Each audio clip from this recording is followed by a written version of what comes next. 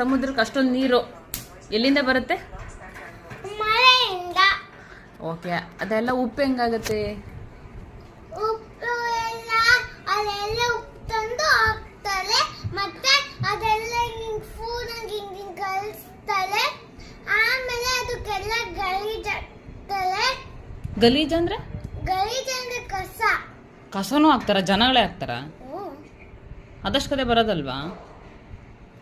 ಅಲ್ಲ, ಇಲ್ಲಿ ಹಾಕಿತ್ತ ನೀರ್ ಬರ್ತೈತೆ ಅಂತ ಅದಕ್ಕೆ ಕಡ್ಕೋತವೆ ಗಲೀಜೆಲ್ಲ. ಹಂಗಾರೆ ಸಮುದ್ರದ ನೀರು ಉಪ್ಪು ಇರೋದಕ್ಕೆ ಕಾರಣ ಎಲ್ಲರೂ ತಂದಾಕಿರೋದೆ. ಇನ್ನೇನು ಅಷ್ಟೊಂದು ಉಪ್ಪು ಎಲ್ಲಿಂದ ತರ್ತಾರೆ? ಅಷ್ಟು ದೊಡ್ಡ ಸಮುದ್ರ ಅಲ್ವಾ ಅದು? ಅಷ್ಟು ದೊಡ್ಡ ಸಮುದ್ರದ ಉಪ್ಪು ಎಷ್ಟು ಬೇಕಾಗತ್ತೆ? ಅಷ್ಟು ಉಪ್ಪು ಹೆಂಗ್ ತರಕಾಗತ್ತೆ?